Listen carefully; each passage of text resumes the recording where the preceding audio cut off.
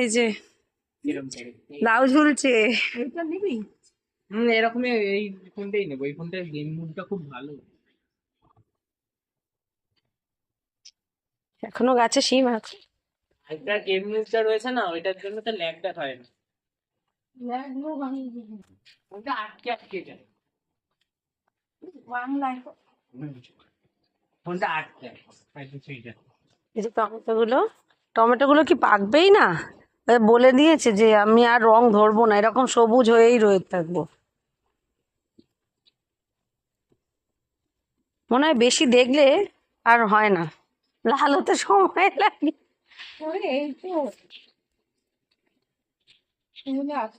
না, বাড়ির গাছের জিনিসগুলো কখন হয়, যখন বাজারে একদম অ্যাভেলেবেল, একদম সস্তা তবুও। আর আমাদের ধনেপাতার বাগানটা একটু দেখাই। এই হচ্ছে একদম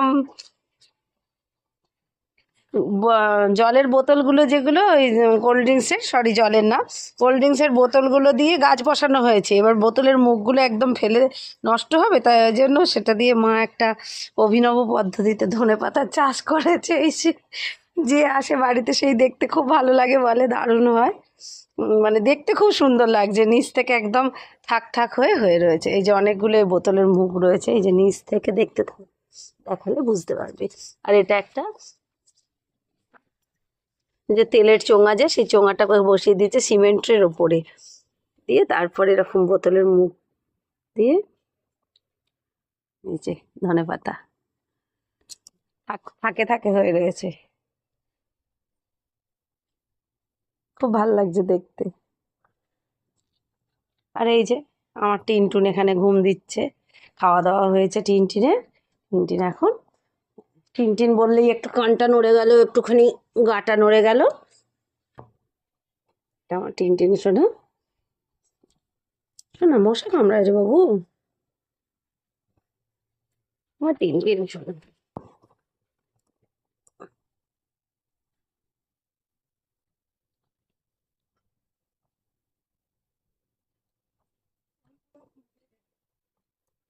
টিনটিনের টিফিন খাওয়া হয়েছে, টিফিন খেয়ে ঘুম দিচ্ছে।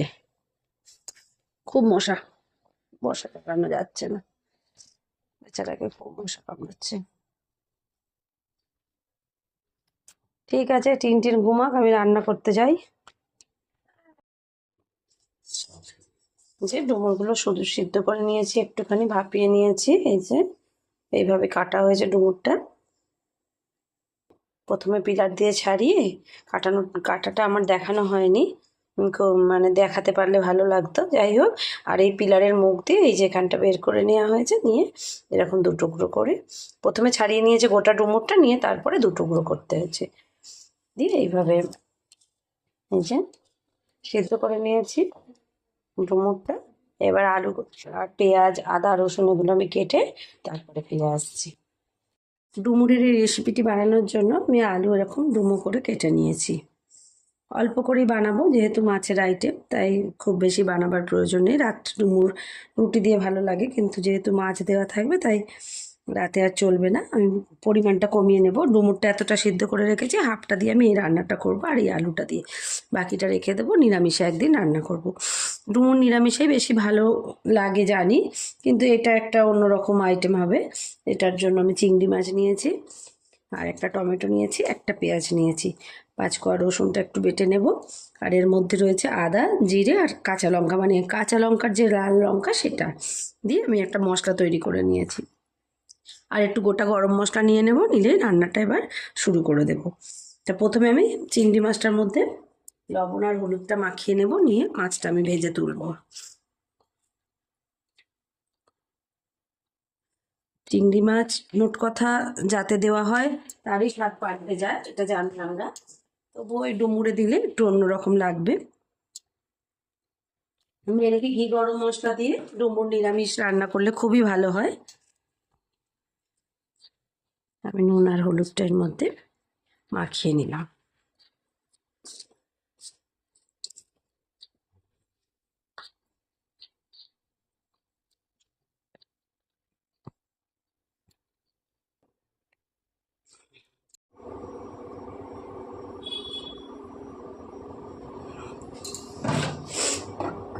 কড়াইয়ের মধ্যে আমি একটু সর্ষের তেল দিয়ে দেবো।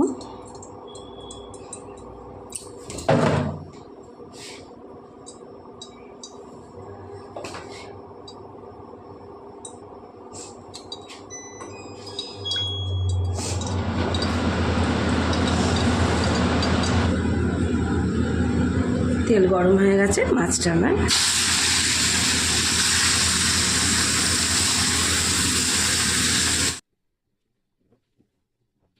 চিংড়ি মাছ খুব বেশি ভাজতে লাগে না, শক্ত হয়ে যায়, তাই চিংড়ি মাছ একটু হালকা ভেজে আমি তুলি।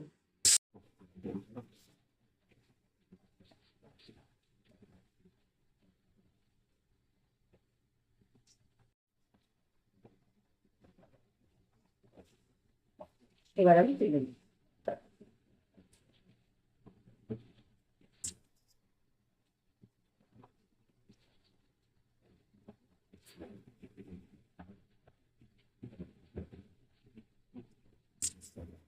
যেহেতু তেলটার মধ্যে অনেকটা জল বেরিয়েছে, চিংড়ি মাছের জল, তাই জল জাতীয় জিনিসটাই আমি ওই তেলের মধ্যে দিয়ে একটুখানি নাড়াচাড়া করে তুলে রাখবো ডুমুরটা।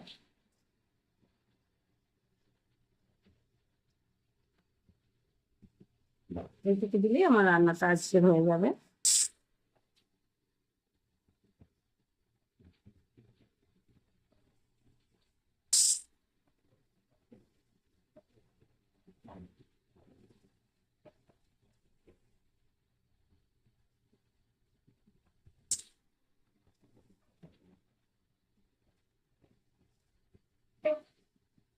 সামান্য লবণ দিয়ে আমি সিদ্ধ করে রেখেছিলাম, আমি জাস্ট একটু ওই হালকা তেলের মধ্যে নেড়ে চেড়ে একটু মাছের সাথে এটা আমি তুলে রাখবো।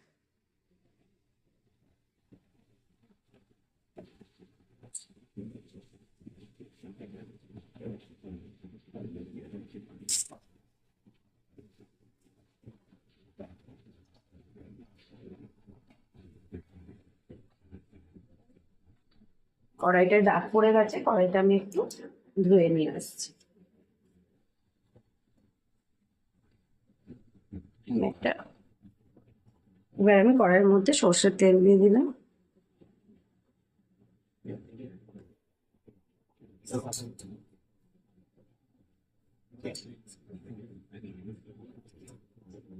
একটা তেজপাতা, শুকনো লঙ্কা, গোটা গরম মশলা, এলাচ, দারচিনি আর লবঙ্গ।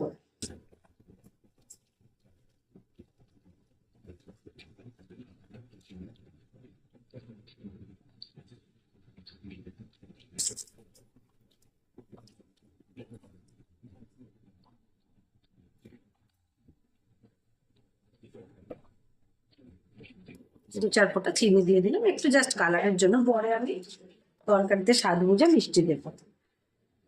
এবার আমি একে একে পেঁয়াজ দিয়ে দিলাম।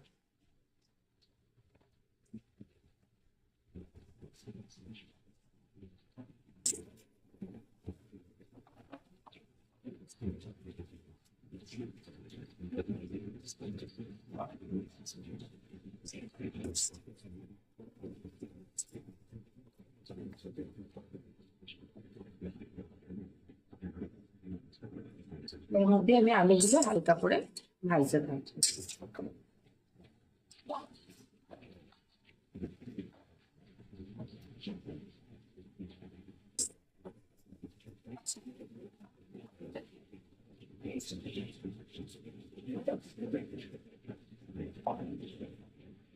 কালারের জন্য তেলের মধ্যে কাশ্মীরি লঙ্কার গুঁড়ো দিলাম আর একটু হলুদ দিলাম।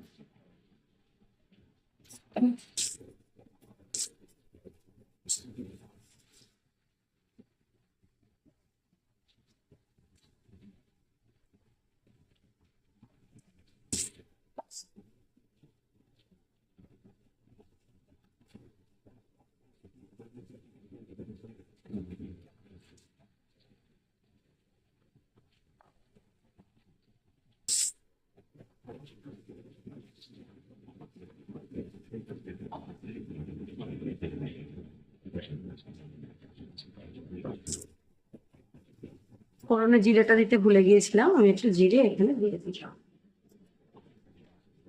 আলু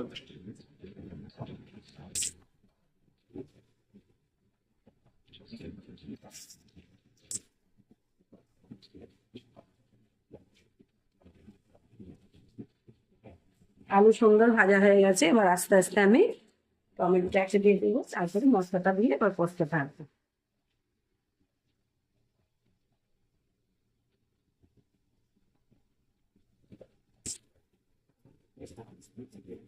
টমেটো দিয়েছি তাই একটু লবণ দিয়ে দিলাম।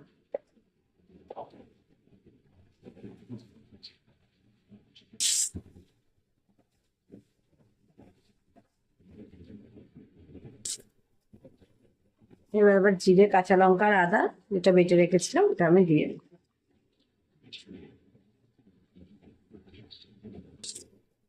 মশলা আমি বেশিরভাগ সময় একটুখানি বেটে রাখি, তাতে আমার কাজে অনেকটাই সুবিধা হয়। মোটামুটি একটা আন্দাজ করে পরিমাণ মতো দিয়ে দিলেই তরকারিতে স্বাদ হয়।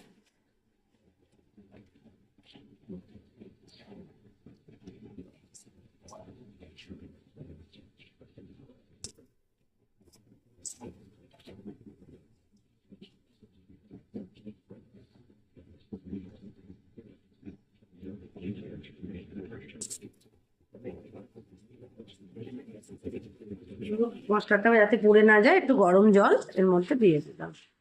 আমি রান্নাটা গরম জল ইউজ করব।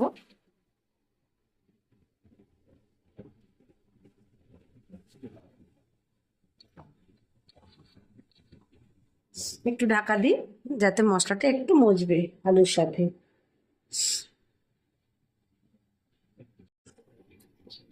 ঢাকাটা খুলে দেখি এবার।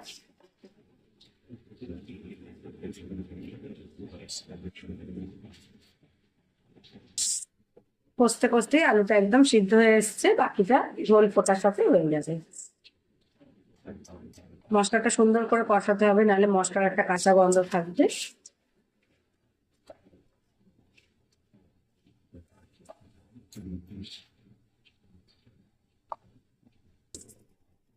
এই অবস্থাতেই আমি এবার ডুমুরগুলো একটু দিয়ে দেবো। যদিও ডুমুর সেদ্ধ করা আছে তবুও একটু মজবে, রান্নাটার সাথে একটুখানি মিশবে ভালোভাবে, তাই আমি ডুমুরগুলো এর মধ্যে দিয়ে দেবো।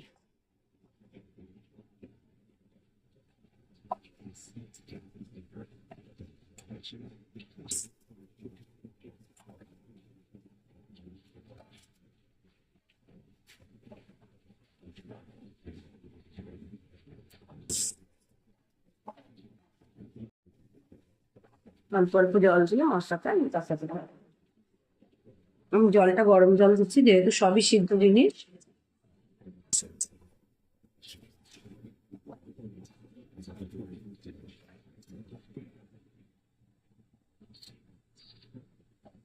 ঢাকা দিয়ে আমি মশলাটা কষতে থাকবো।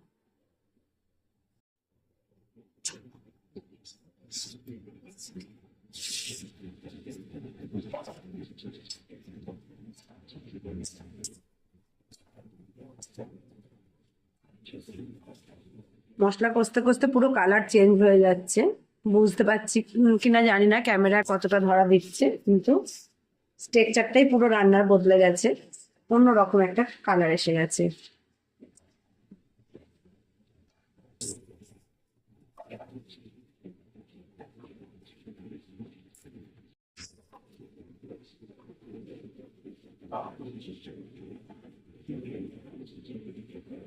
হয় জানি, কিন্তু আমরা ডুমুরের ডালনা এইভাবেই রান্না করি।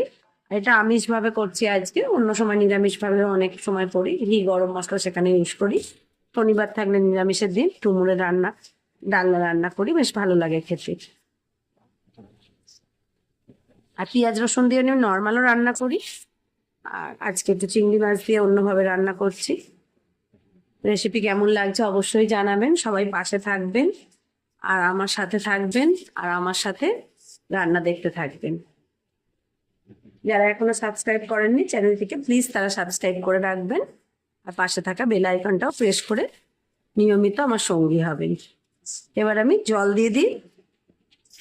অনেকক্ষণ কষেছি, একদম তেল ছেড়ে গেছে। এবার আমি আস্তে আস্তে জল দিই। যেইটুকু আলু সিদ্ধ হতে বাকি আছে মোটামুটি সিদ্ধ হয়ে গেছে।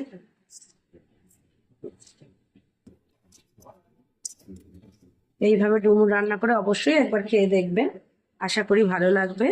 রান্নাটা সত্যিই ভালো হয়, মানে অসাধারণ খেতে হয়।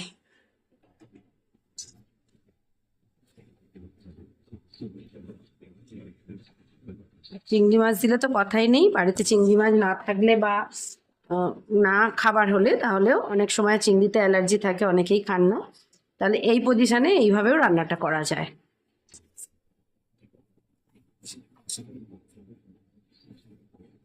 মোটামুটি আমি লঙ্কা বেটে দিয়েছি, শুকনো লঙ্কা ফোড়নেও দিয়েছি, আমি দুটো পাকা লঙ্কা এরকম চিড়ে এর মধ্যে দিয়ে দিলাম। ঝাল ঝাল হলে রান্নাটা ভালো লাগবে খেতে।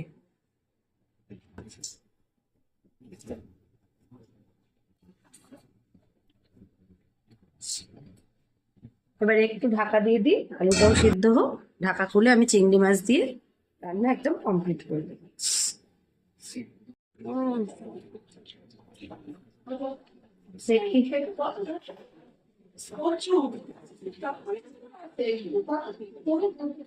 এবার আমি চিংড়ির টুকরোগুলো দিয়ে দিলাম, মাছগুলো।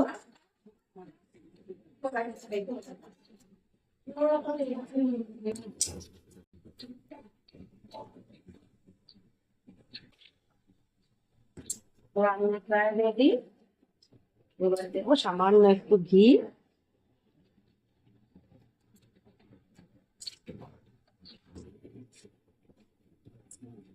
আর দিলাম একটু গরম মশলার গুঁড়ো।